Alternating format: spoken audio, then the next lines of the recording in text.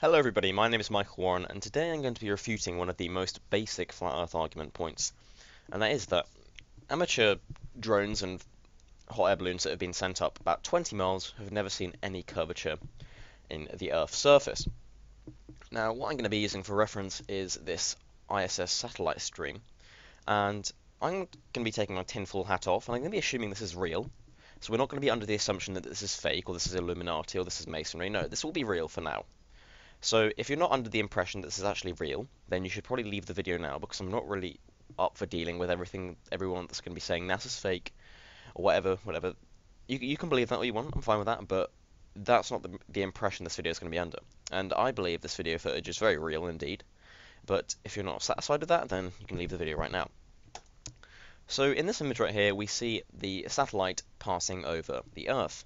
Now, before you tell me this curvature you see right here is lens morphing, no it isn't, because if it were, you can see the satellite in the foreground would indeed be morphed as well, or warped, however you want to look at it. So, if you were to apply some fisheye lens to make this look curved, you would see the rest of the satellite in the foreground look curved as well, which it isn't.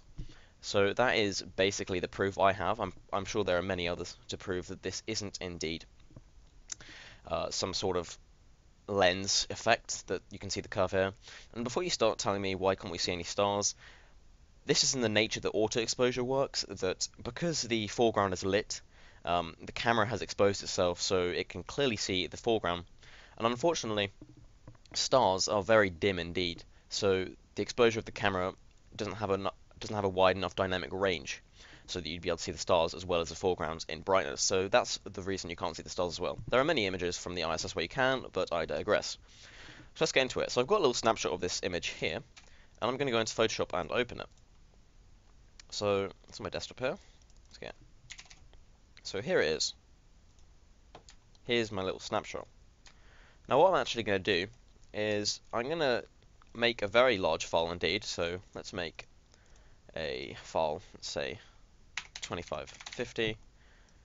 Well, that's about right. And let's get a little snap here. Copy and paste it over here. So here we have our little snap. Now what I'm going to do is I'm going to create a circle, or a sphere, whatever you want to call it, that matches the curvature of what you can see here. So let's just create our basic circle tool. Find it. Here you are. And let's create a circle that roughly matches the curvature that we can see. I think it's going to be quite a big circle. Yep, still too small.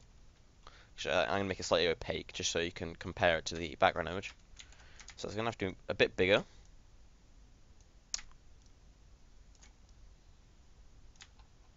That's still too small.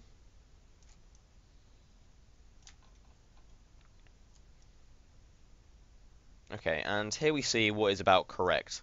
So this is the portion of the Earth that you can actually see from the camera on the space station. So you can see it's a truly tiny amount, I mean in comparison. But if we go back to the website here, and we see how high this is above the Earth, its altitude is 419 kilometers. So what we're going to do is we're going to translate that into miles. So let's put 400 kilometers in miles. And this is 260 miles above the surface of the Earth.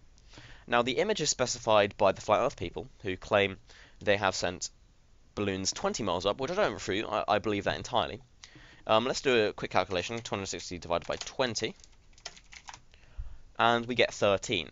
So this image here was taken 13 times higher than the images from the balloons. So what we're going to do now is I'm actually going to find an image that was taken from the Flat Earth videos from 20 miles. This is from 20 miles. Let's save this as flat. Actually, I've already got it there. Never mind. So let's get that image as well. And we'll put that in this place. And what we're going to do now is we're actually going to put this below. And what we're going to do now is we're going to take the ellipse. And what we're going to do is we're going to make it roughly 20 times bigger. So how I'm going to do this, is what I'm going to do is I'm going to take the width and the height, and I'm going to times them to 2000%. So that, in theory, makes that 20 times bigger. Sorry, is that the right calculation? No, it has to be 13 times bigger. Sorry. So we'll make this 1,300%. There we go, and we'll make this 1,300%. So this is our new sphere, and it's incredibly huge. As you can see, we'd have to come a long way. Hold on. Yeah, there we go. So this is our new sphere. You can see it's still slightly curved. But in the reference frame of the camera, you can see that everything still looks incredibly flat. And this is probably flat to an extent where you wouldn't even be able to see any curvature if it were not for the angle of the lens. So if I were to look in any direction without having an incredibly wide angle lens, which would be this viewpoint, so let's call it this viewpoint here. This is the viewpoint of the balloon. You can see that it still looks entirely flat. You shouldn't be able to see much curvature at all from this sort of distance, because if you look at the reference frame from 405 kilometers up, you can see there's barely much curvature at all. I mean, it's noticeable, but it's still quite small in proportion to how large the radius of the Earth is. But if we look at 20 miles above the surface, then there should be barely any curvature at all. And there's also the argument that it rises to eye level. Now, this is also another one that I want to refute. So I do agree with the point that the higher you go above a sphere, the more you should have to look down in order to see the horizon. But then again, the portion of the horizon that you're seeing from 400 kilometers is quite a small portion of the Earth. You can see here, that is the ISS's horizon. That is what the camera sees in terms of its horizon. So at 20 miles, the portion of the horizon you'd be seeing is so tiny that basically this is a tiny part of the Earth you're seeing. This is absolutely tiny. So the horizon would only have been lowered by an absolutely negligible amount. This is why you also can't notice it on a plane, because relative to the size of the Earth, 20 miles is so pathetically above it that you shouldn't be able to see any difference with the naked eye without starting to do calculations. And as far as I believe, none of these theorists have ever began to do calculations with their heights, with their images supplied, and I don't doubt that this hasn't been corrected by the lens. I think that's a completely legitimate image I'm looking at right now. The fact that at 20 miles you can't see any curvature, that's because you shouldn't be able to see any curvature, because it's such a tiny height relative to the size of the Earth that you won't be able to see any curvature at all. I mean, you can see the size of this sphere is absolutely massive, that we have to zoom out entirely. By the way, this is a completely ridiculous frame of view. You'd never be able to look like this in order to see any of the curvature at all, and let alone if we're in the viewpoint of where the image is taken, you can't see any curvature at all. It fits in completely with the model that you're looking at there. So that's my take on it anyway. I believe that you shouldn't be able to see any curvature at that height anyway, and the horizon shouldn't be modified at all from that point. So that's just my 2 cents.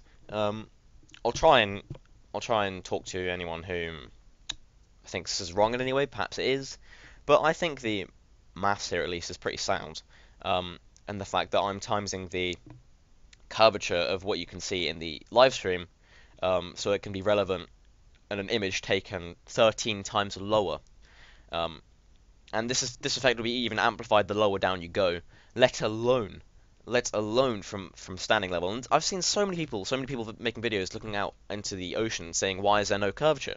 Well, it's because relative to the Earth, you're so tiny that you shouldn't be able to see any curvature at all. That's the thing. You have to be able to comprehend the actual radius of the Earth, and how the curvature is so minimal from anything except when you are above 200, 300, 400 kilometers, so that it may be noticeable. So 20 miles is pretty small, and eye level is also pretty small.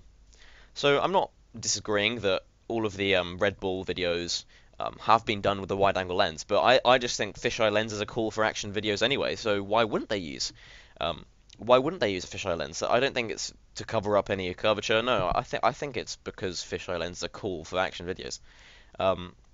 But I have faith that this image here was not taken with a morphed lens, because you can see the foreground would also be warped around that lens, but it isn't at all. So I have faith that is a real image. Yeah, again, if you're skeptical about it, then you probably shouldn't have been here in the first place. But that's just my little, I suppose, evidence or my little refute to the fact that people say, why can't you see any curvature, etc., etc. That's because you shouldn't be able to. We're trying to comprehend the size of the Earth here, and the Earth is huge. It's massive, so you shouldn't be able to see anything. I mean, you could calculate it somehow with very tiny results, very tiny curvatures from 20 miles or 0 miles above the ground. But you only really start to get to notice these things 200, 300, 400 kilometers above the Earth's surface. So yeah, that was just my little explanation there, and I'll probably do another one of these videos to discuss any other of the points you wish me to do. But yeah, so let's leave faith, religion, and belief out of this, and let's just use logic and maths here. So thanks a lot for watching, and I'll see you later.